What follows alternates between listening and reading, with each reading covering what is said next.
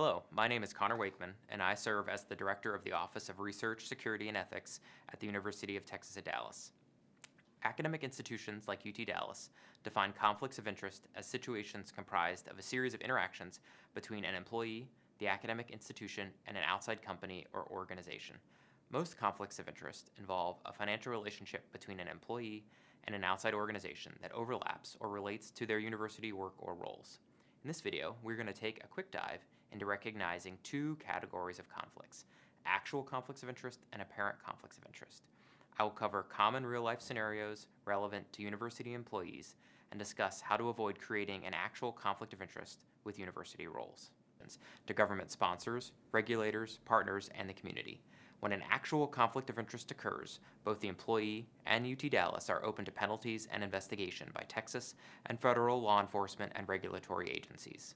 There are several common scenarios that create an actual conflict of interest for a university employee. First, employees create an actual conflict of interest when they use their position at UT Dallas for their personal benefit.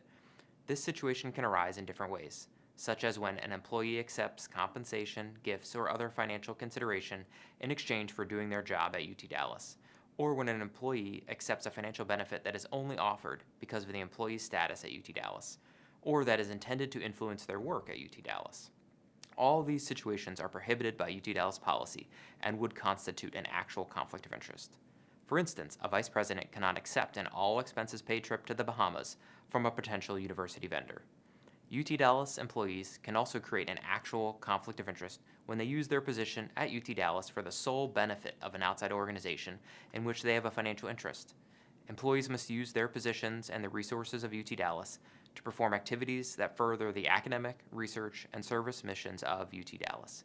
For instance, let us say a department head serves on the board of directors of a local manufacturing company that sells equipment and consulting services to UT Dallas. The department head cannot allow the company to use university academic research facilities for private company activities free of charge. Finally, employees create an actual conflict of interest when they accept obligations connected to a financial benefit that requires they violate UT Dallas policy or a contractual or regulatory obligation that applies to their work at UT Dallas.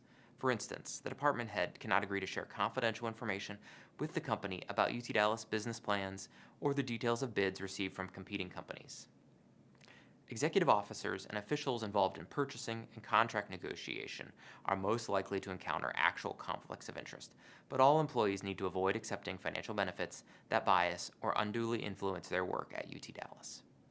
Apparent conflicts of interest involve the same underlying relationships as an actual conflict, but the employee's financial benefit is not directly connected to their institutional responsibilities. The institution and employee agree that any benefit to the outside organization generated by the employee's work at the university can be managed so that the financial relationship does not bias or unduly influence the employee. For instance, a faculty member may hold stocks in a company that sponsors research in the faculty member's lab. The funded research program may use or study company technology and generate research results that improve the technology, but the funding will also support student academic progress, investigate fundamental scientific principles, and result in academic publications. In an apparent conflict, there is the possibility that an employee's financial relationship with the company will appear to bias the employee's work for UT Dallas to an outside observer, but the employee and university put in place a management plan to ensure the employee performs their UT Dallas responsibilities in line with UT Dallas policy, government regulations, and the professional standards of their discipline. Employees considering an outside relationship that creates an apparent conflict must avoid circumstances that may escalate into an actual conflict, such as if their financial relationship appears to be affected by how they perform their job at UT Dallas, or if the outside organization appears to have offered the financial benefit to influence the employee. They also need to consider how their relationship and university responsibilities will change over time, and work with the institution to manage any benefit to the company from the employee's work at UT Dallas. Most research conflicts of interest qualify as apparent conflicts of interest, but conflicts may also arise related to hosting visiting scholars and safeguarding proprietary information.